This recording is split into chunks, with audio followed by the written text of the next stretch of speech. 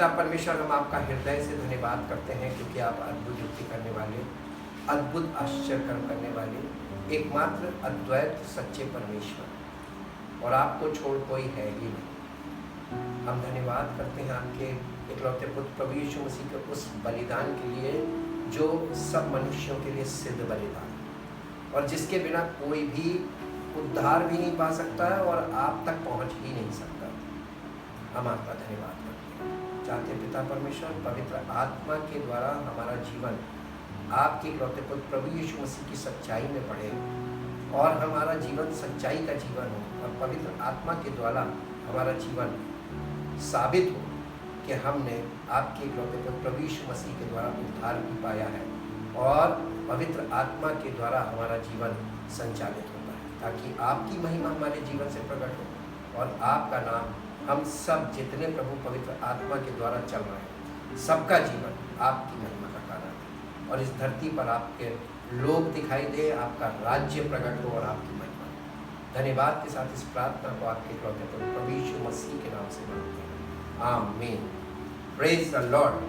हम परमेश्वर का धन्यवाद करते हैं उसके अद्भुत कामों के लिए। आज प्रेजेंस ऑफ गॉड पार्ट 70 में हम आ गए हैं, पैथोलॉजी ऑफ अनबिलीफ, यानी जो अविश्वास है उसके विषय में, उसकी क्या गहराई है, उसकी क्या डेफिनेशन है। एक लाइन में तो डेफिनेशन नहीं बताई जा सकती इन सब विषयों की, इन्हें स्टडी के द्वारा निष्कर्ष निकाला जाता है कि ये क्या विषय है। It is a settled refusal to believe. Unbelief is a settled refusal to believe, यानी हम माइंड में इस बात को सेटल करते हैं, एडजस्टमेंट बनाते हैं, और हम, ताकि हम अपने जो बात हमको बताई जा रही, जो शुभ समाचार हमने सुना है, उसको हम नहीं विश्वास करते। उसके लिए हमको हमारा माइंड सेटल होता है कि हम क्यों नहीं बिलीव करते हैं। इसलिए unbelief means I don't believe, I won't believe and I can't believe. अक्सर लोगों को देखिएगा, उनके पास वो ये कहते हैं हम मजबूर हैं, हम विश्वास नहीं कर पा रहे। क्या मजबूरी है? लोग झूठ का विश्वास बिना कुछ कहे कर रहे हैं, झूठ को फॉलो बिना प्रेशर के कर रहे हैं, लेकिन सच के लिए उनके सामने ये समस्या क्यों आ रही है कि वो सच को सुन सुन के सुन्न पड़ गए, लेकिन सच एक्सेप्ट नहीं कर पाए। बिलीव का मतलब होता है एक्सेप्ट करना। अब हम परमेश्वर के वचन में चलेंगे। आज इसके बारे में हम सीखेंगे। सबसे पहली बात, जब हमारे सामने ये विषय खुला है, तो मैंने जैसे सीखा पवित्र आत्मा और पवित्र वचन के द्वारा, हम आपको वो तरीका बताते हैं। क्वेश्चन ये नहीं है कि अनबिलीफ क्या है, क्वेश्चन ये है what is the source of unbelief. Unbelief का सोर्स क्या है, कहां से ये शुरू होता है? The source of unbelief is false prophets and false teachers, और फॉल्स टीचिंग कह लीजिए, false prophecy and false teaching. False prophecy and false teaching आज से नहीं है। Old Testament is full with the false teaching and false prophecies, and the New Testament is also fulfilled with the false teaching and false teachers and false prophecies. ये परमेश्वर का वचन का जो मैक्सिमम पार्ट है वो फॉल्स को ही show कर रहा है, क्योंकि लोग उस फॉल्स के, वो इसीलिए जब कोई व्यक्ति किसी के सामने वर्ड्स रखता है तो वो उस वर्ड्स की वो खूबसूरत बात, परमेश्वर तुम्हें आशीष देगा, ये बोलता है, लेकिन उसकी कंडीशन को गायब कर देता है। कंडीशन मस्ट है, रेफरेंस टू कॉन्टेक्स्ट आप जब चलेंगे तब आपको पता चलेगा, अच्छा ये मेरे लिए झूठी साबित होगी क्योंकि मैं यहाँ पर झूठा हूँ, मैं गलत हूँ। और ये फॉल्स टीचिंग और फॉल्स प्रॉफिट्स के द्वारा जो हमको शिक्षा मिलती है, इनकी जो शिक्षाएं हैं, उनसे दो चीजें पैदा होती हैं। एक पैदा होता है अनगॉडलीनेस, दूसरा पैदा होता है अनराइचियसनेस। अनगॉडलीनेस को हिंदी में कहते हैं अभक्ति, और अनराइचियसनेस को कहते हैं अधर्म। आज संसार में आपको चारों तरफ कुछ दिख रहा है। Everybody is in some religion, religious vices, practices, लेकिन क्या वो धर्म है? मनुष्यों की दृष्टि में वो धर्म कहला रहा है, लेकिन परमेश्वर की दृष्टि में वही अधर्म है। मनुष्य की दृष्टि में वो भक्ति दिख रही है, लेकिन परमेश्वर की दृष्टि में वो झूठी भक्ति अभक्ति है और झूठा धर्म अधर्म है। क्या कर रहे हैं लोग? एक सिंगल पर्सन खड़ा हुआ है, एक तरफ पूरी दुनिया का रिलीजन है और एक तरफ righteousness of God through Jesus Christ. Single person and the single spirit, Holi spirit. कितने दिन तक ये टिकेंगे? आपको मालूम है? गुड न्यूज बता दें, सब कुछ मिट जाएगा। परमेश्वर की धार्मिकता और परमेश्वर का वचन, परमेश्वर के वायदे और परमेश्वर के लोग कभी नहीं मिटेंगे। This is the good news. अब हम चलते हैं इसमें। सबसे पहले हम एक स्टोरी में चलते हैं, ओल्ड टेस्टामेंट में, जो हमें और आपको मिलेगी दूसरे इतिहास की पुस्तक, second chronicles in English, chapter 18, 18 अध्याय, इसके पहले पद से पढ़िए। यहोशापात बड़ा धनवान और ऐश्वर्यवान हो गया। यहोशापात बड़ा धनवान और ऐश्वर्यवान हो गया। और उसने अहाब के घराने के साथ विवाह संबंध स्थापित किए। कुछ वर्ष के बाद वो शोमरोन में अहाब के पास गया। तब अहाब ने उसके और उसके संगियों के लिए बहुत सी भेड़ बकरियां और गाय बैल काट कर उसे गिलाद के रामोत पर चढ़ाई करने को उकसाया। इज़राइल के राजा अहाब ने यहूदा के राजा यहोशापात से कहा, क्या तू मेरे साथ गिलाद के रामोत पर चढ़ाई करेगा? उसने उसे उत्तर दिया, जैसा तू है वैसा मैं भी हूँ, और जैसे तेरी प्रजा वैसे मेरी भी प्रजा है। हम लोग युद्ध में तेरा साथ देंगे। वो ये कह रहा था कि हम लोग एक है जी। फिर यहोशापात ने इज़राइल के राजा से कहा, आओ पहले यहोवा का वचन मालूम करें। आओ पहले हम यहोवा का वचन मालूम करें। यानी हमको एक ऐसा प्रॉफिट मिल जाए जो हमको ये बताए कि जो हम सोच रहे हैं और जो हम करना चाह रहे हैं, ये परमेश्वर की योजना के अंतर्गत है कि नहीं है, हमें करना चाहिए कि नहीं करना चाहिए। बड़ा निर्णय है। हमें चढ़ाई करने की बात हो रही है, दूसरे देश पर आक्रमण करने की बात हो रही है। युद्ध से पहले हम पता तो कर लें कि परमेश्वर क्या चाहता है। आगे तब इज़राइल के राजा ने नबियों को जो 400 पुरुष थे, यानी 400 प्रॉफिट्स, 400 नबी इकट्ठा करके उनसे पूछा, क्या हम गिलाद के रामोत पर युद्ध करने को चढ़ाई करें, अथवा मैं रुका रहूं, यानी चढ़ाई करें कि ना करें जी। उन्होंने उत्तर दिया, चढ़ाई कर, क्योंकि परमेश्वर उसको राजा के हाथ में कर देगा जी। परंतु यहोशापात ने पूछा, क्या यहाँ यहोवा का कोई और नबी नहीं है? अब बताइए इसको कंफ्यूजन क्यों हुआ? दोनों राजा हैं। इज़राइल के राजा से यहोशापात की बात हो रही है। यहोशापात ये कह रहा है कि क्या कोई और नबी नहीं है? ये 400 लोग क्या झूठ बोल रहे थे? इसका क्वेश्चन क्यों वहां पर रेज किया इसने कि कोई और नहीं? Point number 1, learn. हमें ये सीखने की चीज है परमेश्वर के वचन से, पवित्र आत्मा से, कि जब सब लोग एक सी बात बोलने लगे, ये बहुत बड़ा क्वेश्चन मार्क है कि सब एक से कैसे बोल रहे हैं। परमेश्वर ने इस दुनिया को ऐसा बनाया है कि पति पत्नी कभी एक मन नहीं हो सकते। सब अपने अपने व्यू रखते हैं जी, सबके अलग अलग व्यूज होते हैं। ये 400 लोग एक साथ कैसे बोल रहे हैं, एक ही बात क्यों बोल रहे हैं? जब भी लोग गलत झूठ बोलने के लिए एका कर लेते हैं, अनबिलीव कैसे शुरू होता है? जब एका करके झूठ बोला जाता है। इसीलिए लिखा है settled, it is a settled refusal to believe जी। आगे पढ़िए। जिससे हम पूछ लें। जिससे हम पूछ लें, कोई और नहीं है जिससे हम पूछ लें। जी। इज़राइल के राजा ने यहोशापात से कहा। इज़राइल के राजा ने यहोशापात से कहा, हाँ एक पुरुष और है। हाँ एक पुरुष और है जिसके द्वारा हम यहोवा से पूछ सकते हैं। जिसके द्वारा हम यहोवा से पूछ सकते हैं। जी। परंतु मैं उससे घृणा करता हूँ। परंतु राजा को उससे एलर्जी है। एक आदमी है जिससे राजा को एलर्जी है। He don't believe, he won't believe, and he can't believe. ये देखिएगा पैथोलॉजी खुल के आ रही है। वो उससे बिल्कुल उसका 36 का आंकड़ा है।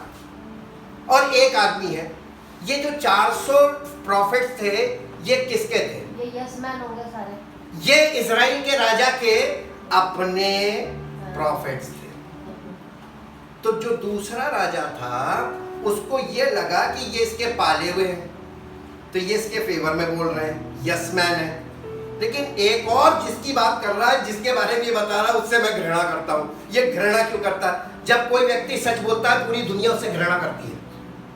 और इसीलिए आप यीशु मसीह के बारे में पढ़ लीजिएगा, पूरी दुनिया उसके विरोध में बोलेगी, हर समुदाय उसके विरोध में बोलेगा, हर व्यक्ति उसके विरोध में बोलेगा, हर समुदाय से लोग उसके विरोध में बातें करेंगे। और ये उसकी पैदाइश के समय भविष्यवाणी हुई थी, इसके विरोध में बातें की जाएंगी। हालेलुया। तो उसके फेवर में इतने ढेर लोग कैसे खड़े हो गए आज? क्वेश्चन मार्क छोड़ते जाइएगा। क्वेश्चन मार्क, मैं आपके माइंड में क्वेश्चन मार्क छोड़ता जाऊंगा। जी आगे पढ़िए। क्योंकि वो मेरे विषय कभी कल्याण की नहीं।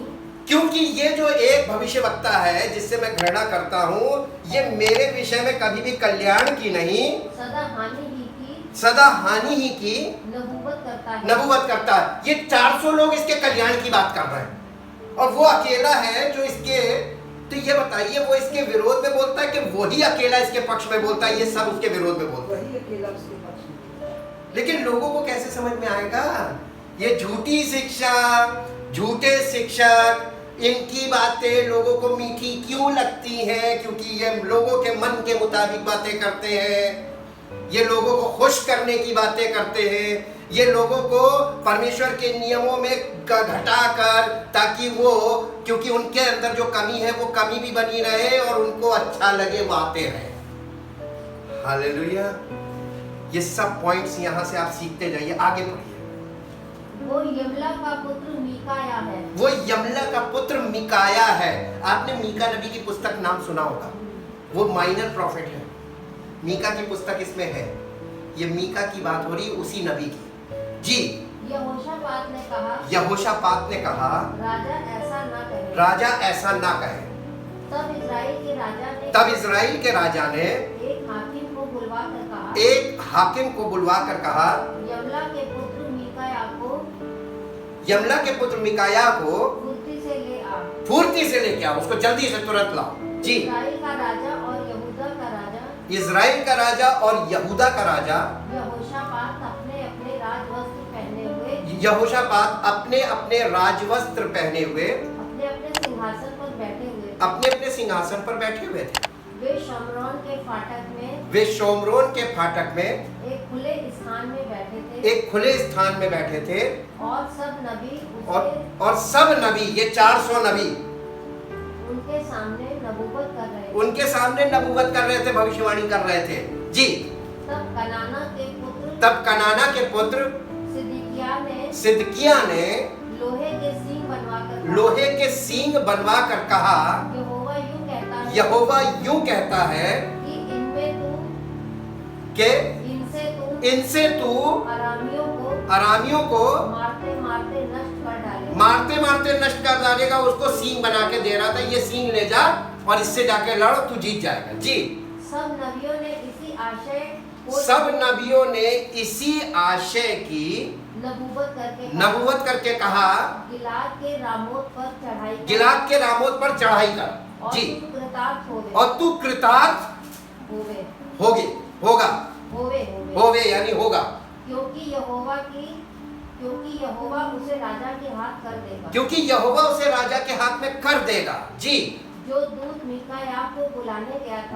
दूत मीकाया को बुलाने गया था उसने मिकाया से कहा सुन एक ही मुंह से सुन, सारे नबी एक ही मुंह से राजा के विषय शुभ वचन कहते हैं। राजा के विषय में शुभ शुभ बोल रहे हैं।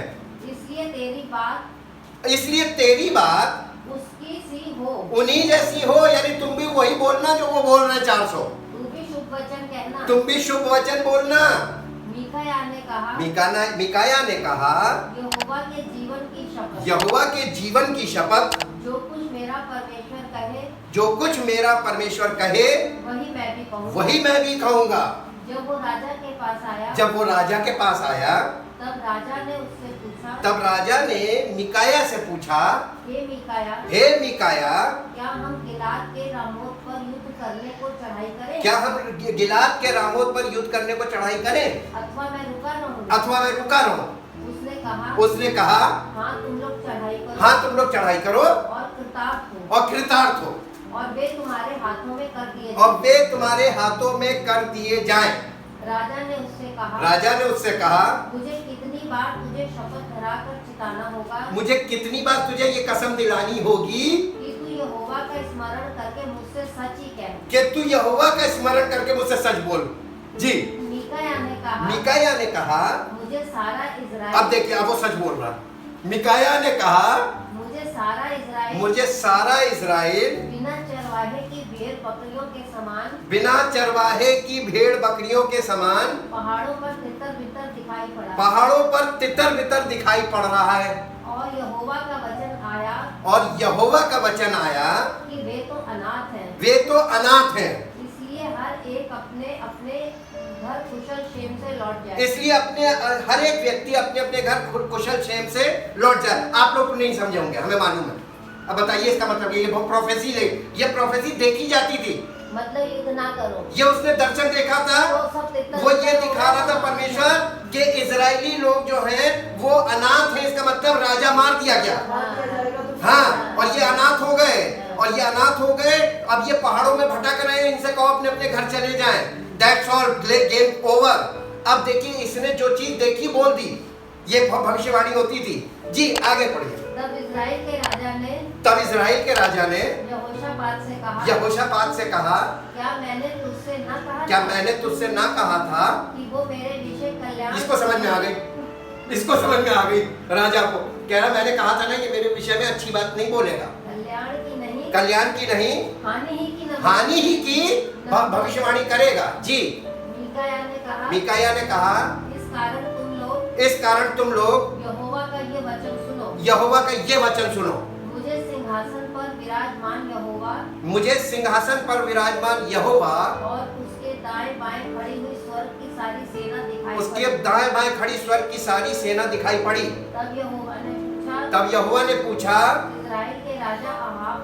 इज़राइल के राजा अहाब को कौन ऐसा बहकाएगा कि वो गिलाद के रामोत पर चढ़ाई करे। जी। तब किसी ने कुछ ना कहा, तब किसी ने कुछ और किसी ने कुछ कहा, और तब किसी ने कुछ और किसी ने कुछ कहा। अंत में एक आत्मा पास आकर ये परमेश्वर की उपस्थिति में देख रहा है कि परमेश्वर का सिंहासन देख रहा है, दाएं बाएं परमेश्वर की सेना है, और वहां पर लोग अहाब के राजा को कौन बहकाएगा, ये परमेश्वर सवाल कर रहा है। और तब लोग, किसी ने कुछ कहा, किसी ने कुछ कहा, ये आत्माएं हैं। तब एक आत्मा परमेश्वर के पास आई, यहोवा के सम्मुख खड़ी हुई, हाँ सम्मुख खड़ी हुई और कहने लगी, मैं उसको बहकाऊंगी। यहोवा ने पूछा, किस उपाय से तुम उसको बहकाओगी? उसने कहा, मैं जाकर उसके सब नबियों में बैठ कर उनसे झूठ बुलवाऊंगी। ये 400 नबी जो थे, इनसे झूठ कौन बुलवा रहा था? ये भविष्यवाणी कर रहे थे, ये भी आत्मा के द्वारा बोल रहे थे, लेकिन वो आत्मा कौन सी थी जिसके द्वारा ये बोल रहे थे 400 नबी? झूठ बोलने वाली आत्मा। तो मैक्सिमम लोगों में कौन सी स्पिरिट है? यीशु मसीह ने मत्ती 24 में यही कहा था, अंत के दिनों की पहचान बताई थी, बहुतेरे होंगे जो मेरे नाम से आकर लोगों को भरमाएंगे। किसके नाम से? In the name of Jesus Christ. False teachers, झूठे उपदेशक, और ये झूठ की आत्मा में काम करेंगे। और ये झूठ के इसीलिए नए नियम के यूहन्ना पहले यूहन्ना 4 अध्याय में इसीलिए बोला है, हर एक आत्मा की प्रतीति मत करो वरन आत्माओं को परखो कि वो परमेश्वर की ओर से है या झूठे भविष्यवक्ताओं की आत्माएं बोल रही, तुम किसकी बात मान रहे हो। आगे पढ़िए। सब नबियों की पैठ में उनसे झूठ बुलवाऊंगी। सब नबियों में बैठ कर उनसे झूठ बुलवाऊंगी। यहोवा ने कहा तेरा उसको बहकाना सफल होगा। तेरा उसको बहकाना सफल होगा। मालूम है ऐसे लोग सफल हो जाएंगे। मालूम क्यों? 400 लोग एक ही बात बोल रहे हैं और एक व्यक्ति सच बोल रहा है। किसकी मानेगा राजा? 400 बहुमत। संसार क्यों गलत है? क्योंकि संसार बहुमत में फंसा हुआ है और बहुमत गलत है, बहुमत झूठ है, झूठ में फंसा हुआ है। माइनॉरिटी जो सिंगल पर्सन है वो सच हो सकता है, लेकिन सब लोग कभी भी सच नहीं हो सकते। सब लोग कभी भी सही नहीं हो सकते। मैक्सिमम कभी भी सही नहीं हो सकते। कभी भीड़ को फोकस मत कीजिए, कभी मैक्सिमम लोगों की बातों को मत फोकस कीजिए, उनकी बातों को सीरियस मत लीजिए, क्योंकि मैक्सिमम लोग गलत बोल रहे हैं, झूठ बोल रहे हैं। जो मिनिमम लोग हैं, बहुत रेयर टू रेयर, वही सच बोलेंगे। आगे पढ़िए। जाकर ऐसा ही कर। परमेश्वर ने उसको अलाउ कर दिया था उस आत्मा को। जी। इसलिए सुन। अब यहोवा ने तेरे इन नबियों के मुंह में एक झूठ। इसलिए सुन, अब यहोवा ने इन नबियों के मुंह में एक झूठ बोलने वाली आत्मा बैठाई है। एक झूठ बोलने वाली आत्मा बैठाई है। और यहोवा ने तेरे विषय हानि की बात कही है।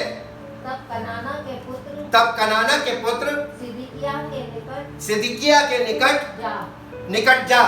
मीकायाह के गाल पर नहीं, सिदकिय्याह ने, वो जिसने लोहे का सींग बनाया था ना, कहा था तू इससे जीतेगा, उसने पास जाकर मीकायाह के एक थप्पड़ मार दिया। जी। मीकायाह के गाल पर थप्पड़ मारकर पूछा, यहोवा का आत्मा मुझे छोड़कर तुझसे बातें करने को। अब ये कहने लगा, यहोवा का आत्मा मुझे छोड़कर तुझसे कैसे बातें करने लगा। अब ये फॉल्स प्रॉफिट और ट्रू प्रॉफिट, फॉल्स प्रॉफिट जो है ट्रू प्रॉफिट को जाके थप्पड़ मार दिया। जी, आप नए नियम में भी ये चीजें देखेंगे। जी। उसने कहा जिस दिन तू छुपने के लिए कोठरी से कोठरी में भागेगा, तब जान लेना। जी। इस पर इजराइल के राजा ने कहा, मीकायाह को नगर के हाकिम आमोन और राजकुमार योआश के पास लौटाकर उनसे कहो, राजा यूं कहता है कि इसको बंदी गृह में डालो, और जब तक मैं कुशल से लौट कर ना आ जाऊं लड़ाई से, तब तक इसे दुख की रोटी और पानी दिया करो। इसको यानी जिंदा रखना, बस इतना इसको कष्ट देना। जी। तब मीकायाह ने कहा, यदि तू कभी कुशल से लौटे तो जान कि यहोवा ने मेरे द्वारा नहीं कहा। तब तुम जान लेना कि यहोवा ने मेरे द्वारा नहीं कहा, वरना मान लेना कि यहोवा ने मेरे द्वारा कहा था। जी। फिर उसने कहा, हे लोगों, तुम सबके सब सुन लो। जी। आगे। अब अहाब की मृत्यु। हाँ, आगे। इजराइल के राजा और यहूदा के राजा। फिर इजराइल के राजा और यहूदा के राजा यहोशापात दोनों ने गिलाद के रामोत पर चढ़ाई की। इजराइल के राजा ने यहोशापात से कहा, मैं तो भेष बदलकर युद्ध में जाऊंगा, परंतु तू अपने ही वस्त्र पहने रहे। इजराइल के राजा ने भेष बदला और वे दोनों युद्ध में गए। आराम के राजा ने अपने रथों के प्रधानों को आज्ञा दी, ना तो छोटे से लड़ो और ना बड़े से, केवल इजराइल के राजा से लड़ो। इसलिए जब रथों के प्रधानों ने यहोशापात को देखा, तब कहा इजराइल का राजा वही है, और वो इसी से लड़ने को मुड़े। इस पर यहोशापात चिल्ला उठा, इस पर यहोशापात चिल्ला उठा, तब यहोवा ने उसकी सहायता की। तब यहोवा ने उसकी सहायता की। परमेश्वर ने उसको उनको उसके पास से फिर जाने को प्रेरित किया। परमेश्वर ने उन लोगों को जो उस पे ऊपर मारने के लिए दौड़ रहे थे उनको प्रेरित किया कि उसके पास उसको छोड़ दें। जी, ये देखकर कि वो इजराइल का राजा नहीं है, कि वो इजराइल का राजा नहीं है, रथों के प्रधान उसका पीछा छोड़कर लौट गए। रथों के प्रधान उसका पीछा छोड़कर लौट गए। तब किसी ने यूं ही एक तीर चलाया और वो इजराइल के राजा के झिलम और निचले वस्त्र के बीच छेद कर लगा। झिलम जो यहाँ पे पहनी जाती है, झिलम और निचले वस्त्र के बीच में यहाँ पे वो तीर लगा। तब उसने अपने साथी से कहा, मैं घायल हो गया हूँ, इसलिए लगाम फेर के मुझे सेना में से बाहर ले चलो। और उस दिन युद्ध बढ़ता गया और इजराइल का राजा अपने रथ में अरामियों के सम्मुख सांझ तक खड़ा रहा। परंतु सूर्य अस्त होते वो मर गया। किसकी बात सच निकली? वही मीका याजक का। लेकिन आपको मालूम है सच कैसे सच हुआ? 400 लोग झूठ बोल सकते हैं। ये परमेश्वर का वचन इस बात की साबित करके दिखा रहा है कि मैक्सिमम लोगों में झूठ की आत्मा काम कर रही है। अब मेरे साथ जल्दी से आ जाइए नए नियम में, कॉन्ट्रास्ट देखते हैं। नए नियम में दूसरा थिस्सलुनीकियों उसका 2 अध्याय, दूसरा थिस्सलुनीकियों उसका 2 अध्याय और उसका 9 पद से पढ़िए। उस अधर्मी का आना शैतान के कार्य के अनुसार सब प्रकार की झूठी सामर्थ और चिन्ह और अद्भुत काम के साथ, देखिए सब प्रकार की झूठी सामर्थ, झूठे चिन्ह और झूठे अद्भुत काम के साथ और नाश होने वालों के लिए अधर्म के सब प्रकार के धोखे के साथ होगा। जी, अधर्म का मतलब क्या है? जो जमीन पर धर्म लोग कहते हैं, फिजिकली जिसको धर्म बोलते हैं, जो सब लोग कर रहे हैं और उनको लग रहा है ये धर्म है, लेकिन परमेश्वर के दृष्टिकोण से वह धर्म है। जी, क्योंकि उन्होंने सत्य से प्रेम नहीं किया जिससे उनका उद्धार होता। इसी कारण परमेश्वर उनमें एक भटका देने वाली सामर्थ को भेजेगा कि वे झूठ की प्रतीति करें, ताकि जितने लोग सत्य की प्रतीति नहीं करते वरन अधर्म से प्रसन्न होते हैं वे सब दंड पाएं। ये नए नियम में इसीलिए लिखा हुआ है। और आप नजर उठा के देख लीजिए कि कितने लोग सत्य की प्रतीति आज कर रहे हैं और कितने लोग परमेश्वर की धार्मिकता का पालन कर रहे हैं और कितने अपनी धार्मिकता में लगे हुए हैं, जिसे परमेश्वर का वचन अधर्म बोलता है। एक पद और निकालिए जो आपको मिलेगा, पहला थिस्सलुनीकियों 5 अध्याय उसका 1 से 4 पद तक पढ़िए। पर हे भाइयों, इसका प्रयोजन नहीं समयों और कालों के विषय में समयों और कालों के विषय में तुम्हारे पास कुछ लिखा जाए, क्योंकि तुम आप ठीक जानते हो कि जैसे रात को चोर आता है वैसा ही प्रभु का दिन आने वाला है। जब लोग कहते होंगे, जब मालूम है जैसे चोर आता, कैसे?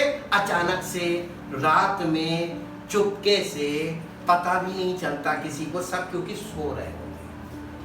हालेलुया। ये इस समय आत्मिक अंधकार का समय है, स्पिरिचुअल डार्कनेस का टाइम है ये। And this is the great darkness in this age. ये आत्मिक अंधकार का सबसे भयानक समय चल रहा है। The new age, the new era.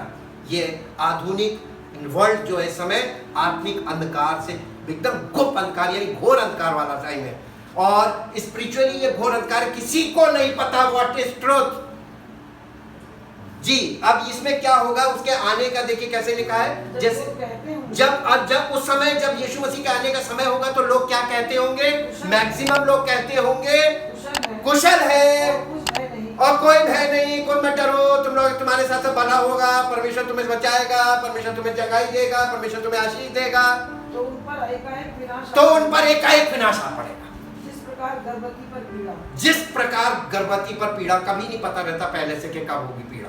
गर्भवती पर अचानक से पीड़ा आती है, वो बीच रात का समय हो सकता है, वो कोई भी समय हो सकता है, अचानक ये अचानक होगा।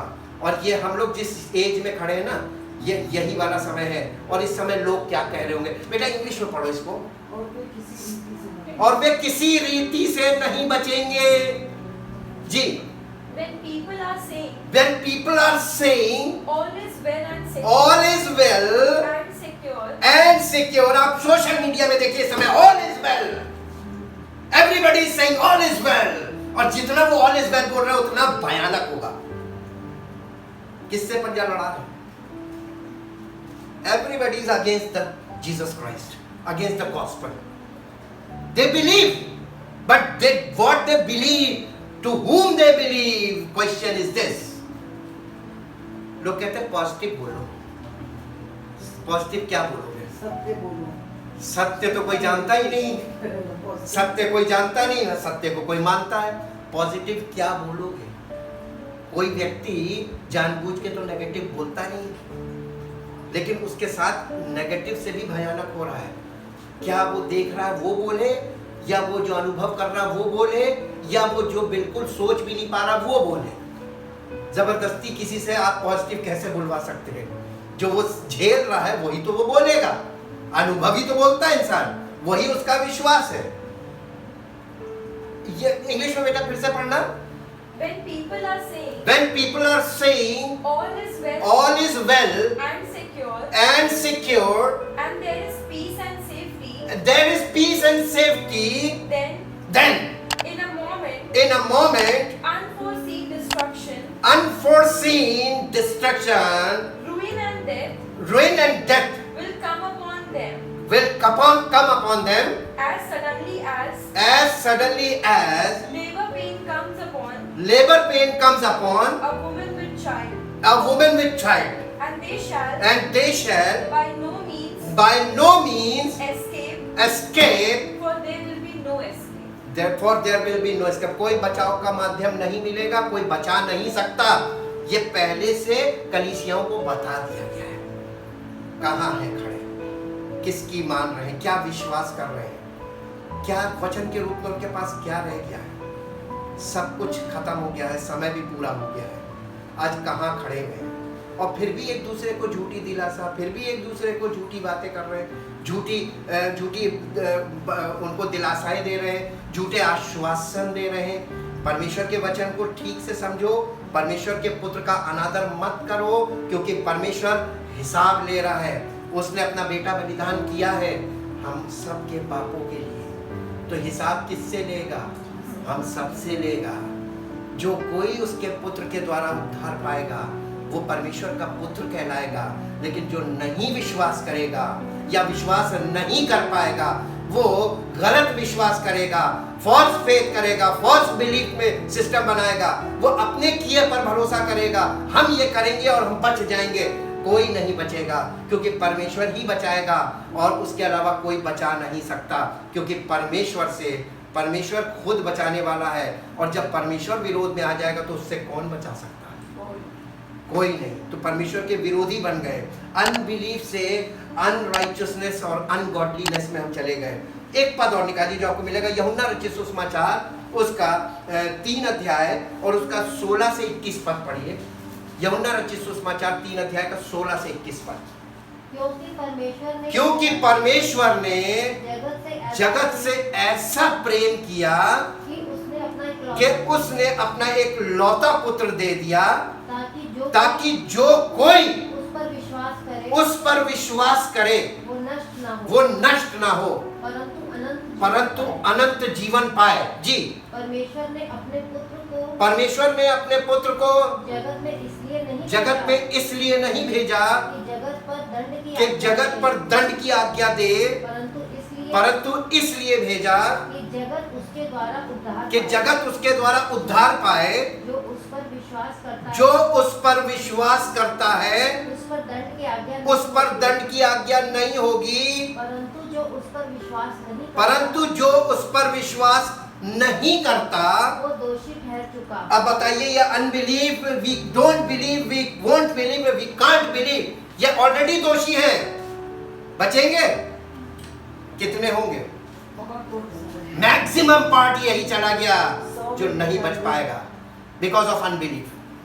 विश्वास नहीं कर पाए। जो कोई उस पर विश्वास नहीं करेगा वो दोषी ठहर चुका। आपने सुसमाचार सुना और विश्वास नहीं किया, आप दोषी ठहर गए। विश्वास करना मीन्स रिसीव करना, उसको ग्रहण करना, और रिजेक्ट करना मतलब हम नहीं विश्वास करेंगे, ये परमेश्वर को उस सुसमाचार को रिजेक्ट करना है। जी आगे, इसलिए उन लोगों ने विश्वास इसलिए नहीं किया कि उसने परमेश्वर के इकलौते पुत्र के नाम पर विश्वास नहीं किया। वो दोषी इसलिए ठहर चुका क्योंकि उसने परमेश्वर के इकलौते पर विश्वास नहीं किया। और दंड की आज्ञा का कारण ये है कि ज्योति जगत में आई और मनुष्यों ने अंधकार को ज्योति से अधिक प्रिय जाना। मनुष्यों ने अंधकार को ज्योति से अधिक प्रिय जाना। ज्योति को प्रिय जाना, लेकिन अंधकार को ज्योति से ज्यादा प्रिय, ज्यादा महत्व किसको दिया गया? अंधकार को। अंधकार का मतलब होता है झूठ को, फॉल्स बिलीफ, और इसीलिए वो सब तरीके के गलत कामों में बिजी हो गए। अपने धर्म की स्थापना करने लगे, सब अपना डिनोमिनेशन बनाने लगे। ये अनराइचियसनेस है। जी, क्योंकि उनके काम बुरे थे। ये कौन लोग विश्वास नहीं करते हैं? अनबिलीफ में कौन लोग हैं? जिनके काम बुरे हैं, क्योंकि उनके काम बुरे थे। वो अपने बुरे काम नहीं छोड़ना मांग रहे थे, बस ये चाहते हैं कि हमको आशीष मिल जाए। जी, क्योंकि जो कोई बुराई करता है वो ज्योति से बैर रखता है और ज्योति के निकट नहीं आता है। ऐसा ना हो कि उसके कामों पर दोष लगाया जाए। जब आप सत्य के पास जाएंगे ना, तो सबसे पहला काम होगा कि आपके ऊपर दोष लगेगा। जब आप परमेश्वर के वचन की सच्चाई देखते हैं ना, तो हमारे पर दोष लगता है कि अच्छा तुम ये कर रहे हो। परमेश्वर किसको आशीष देगा? जो अपने दोषों को यानी करेक्शन करेगा। दोष देखो, उसे ठीक करो। करेक्शन कोई नहीं करना मांगता। बरकत सब पाना चाहते हैं। कैसे मिलेगी? परमेश्वर तो नहीं देगा। जी आगे, परंतु जो सत्य पर चलता है वो ज्योति के निकट आता है ताकि उसके काम प्रकट हो कि वो परमेश्वर की ओर से किए गए हैं। हम जो व्यक्ति सच्चाई को ग्रहण करता है और सच्चाई में चलता है, और सच्चाई में इसलिए चल रहा है ताकि उसके काम प्रकट हो कि परमेश्वर उसके जीवन में काम कर रहा है। हालेलुया। जी, एक पद और निकालिए जो आपको मिलेगा, यूहन्ना रचित सुसमाचार 16 अध्याय का 7 पद से 9 पद, 7 से 9। ये पवित्र आत्मा जब आएगा तो क्या करेगा? यीशु मसीह ने कहा, जी तो भी मैं तुमसे सच सच कहता हूँ, मेरा जाना तुम्हारे लिए अच्छा है। यदि मैं ना जाऊं, यीशु मसीह कह रहे हैं यदि मैं ना जाऊं तो वो सहायक तुम्हारे पास नहीं आएगा, परंतु यदि मैं जाऊंगा तो उसे तुम्हारे पास भेज दूंगा। वो आकर कौन? पवित्र आत्मा। वो आकर संसार को पाप और धार्मिकता और न्याय के विषय में निरुत्तर करेगा। कौन? पवित्र आत्मा। पवित्र आत्मा जब किसी व्यक्ति के द्वारा पवित्र आत्मा की आवाज आपका तक आएगी ना, तो वह आपको पाप, धार्मिकता और न्याय 3 विषय में निरुत्तर करेगा। जी, पाप के विषय में इसलिए यीशु मसीह कहने लगा, पाप के विषय में पवित्र आत्मा तुम्हें निरुत्तर करेगा इसलिए क्योंकि तुम मुझ पर विश्वास नहीं करते। जो कोई यीशु मसीह पर विश्वास नहीं करता वो पापी है, और पवित्र आत्मा इसी बात पे कन्विक्ट करेगा। और जब पवित्र आत्मा आएगा तो तुमसे मीठी मीठी बातें नहीं करेगा, वो कन्विक्शन वाली बातें करेगा। जज बैठकर जब सजा सुनाता है ना, तो जिसको सजा मिलती वो क्या सोचता है, मार ही डालो जज को, है ना, क्योंकि वो सजा सुना रहा है। पवित्र आत्मा आके तुमसे मीठी मीठी बातें नहीं करेगा, ये यीशु मसीह ने पहले बता दिया था। अब एक और पद निकालिए, लोग क्या कर रहे हैं। लूका रचित सुसमाचार 6 अध्याय उसका 22 से 26 पद। लूका रचित सुसमाचार 6 अध्याय का 22 से 26 पद। जी, धन्य हो तुम जब मनुष्य के पुत्र के कारण लोग तुमसे बैर करेंगे और तुम्हें निकाल देंगे, यानी समाज से बहिष्कृत करेंगे, तुम्हें कम्युनिटी से बाहर निकाल देंगे और तुम्हारी निंदा करेंगे, तुम्हें बुरा बुरा कहेंगे और तुम्हारा नाम बुरा जानकर अपने आराधनालयों में से काट देंगे। जी, उस दिन आनंदित होकर, अरे बाप रे बाप, उस दिन तो लोग बहुत दुखी होते हैं। उस दिन आनंदित होकर उछलना, क्योंकि देखो तुम्हारे लिए स्वर्ग में बड़ा प्रतिफल है। उस दिन तुम ये स्वर्ग की तरफ देखना, वहां पर तुम्हारे लिए प्रतिफल रखा होगा। एक जगह से जब तुम निकाले जाओगे तब तुमको प्रतिफल मिलेगा। अभी जब तक तुम उसमें बैठे हो, तुम अपने आप को धर्मी समझ रहे हो। जब तुम वहां से धक्का देके निकाले जाओगे, मसीह को मानने के कारण लोग तुम्हें भगा देंगे, मालूम है। और जैसे वो 400 नबी उस एक व्यक्ति को बर्दाश्त नहीं कर पा रहे थे, उठ के थप्पड़ मार दिया था। ये व्यवहार तुम्हारे साथ होगा। जी, उनके बाप दादे भविष्यवक्ताओं के साथ भी वैसा ही किया। जी, उनके बाप दादे भविष्यवक्ताओं के साथ भी, झूठे भविष्यवक्ताओं के साथ भी वैसे ही किया करते थे। जी, परंतु हाय तुम पर जो धनवान हो, क्योंकि तुम अपनी शांति पा चुके। हाय तुम पर जो अभी तृप्त हो, तुम भूखे हो जाओगे। ये स्पिरिचुअली बोल रहा है। जो लोग अभी तक अपने आप को बड़ा तृप्त समझ रहे थे, हम तो परमेश्वर के लोग हैं, हम तो परमेश्वर का वचन है मेरे पास, अब तुम भूखे हो गए। क्योंकि अब सत्य तुमको पता चलेगा कि सच वो नहीं जो तुम्हारे पास था, और सच वो है जो तुमने कभी सुना ही नहीं। जी, हाय तुम पर जो अब हंसते हो, तुम शोक करोगे और रोगे। हाय तुम पर जब सब मनुष्य तुम्हें भला कहें, हाय तुम पर जब सब मनुष्य तुम्हें भला कहें, क्योंकि उनके बाप दादे भविष्यवक्ताओं के साथ भी ऐसा ही, झूठे भविष्यवक्ताओं के साथ भी बड़ी चापलूसी करते थे। झूठे भविष्यवक्ताओं की, मालूम क्यों? मेरे मन के मुताबिक बोलना, है ना। बड़ी चापलूसी, उनकी बड़ी तारीफ करते थे। हाय तुम पर, यानी श्रापित हो तुम अगर सब लोग तुम्हारी तारीफ करें। जब तुम सच बोलोगे कभी तुम्हारी सब तारीफ नहीं करेंगे। लिख के ले लीजिए मुझसे, मेरे पास इस बात का बहुत बड़ा अनुभव है। जब आप सच बोलेंगे तो जो लोग सच नहीं पसंद करते वो आपकी बुराई करेंगे, आपके विरोध में बातें करेंगे। आगे पढ़िए, नहीं बस वो कंप्लीट हो गया। हाय तुम पर, फिर से पढ़िए, हाय तुम पर जब सब मनुष्य तुम्हें भला करें। बेटा इसको इंग्लिश में पढ़ना है। 26th verse. Woe to, alas for you, when everyone speaks fairly, and handsomely of you, and praises you, for even so, their forefathers did to the false prophet. झूठे भविष्यवक्ताओं के द्वारा हमारे पूर्वज भी यही करते थे। झूठी बात बोलने वाले की बड़ी तारीफ होती है और उसका बड़ा वेलकम होता है। सच बोलने वाले को कभी लोग ग्रहण नहीं करते। Thank you, thank you, thank you. हम परमेश्वर के शरण में जाएं। प्रभु यीशु मसीह उद्धार करता है और वो आपको उद्धार देने आया है, और उद्धार के बिना आपको कोई चीज़ नहीं मिलेगी, कोई आत्मिक आशीष नहीं मिलेगी। नया नियम उद्धार के बाद आशीष की बात करता है। यदि आपको उद्धार नहीं मिला है तो आपको कुछ भी स्वर्गीय चीज़ नहीं मिलेगी, और अगर कोई स्वर्गीय चीज़ आपको नहीं मिली है तो आप परमेश्वर के राज्य में नहीं जाएंगे। Thank you, thank you, thank you. सत्य की ओर फिरना है, मन फिराना है।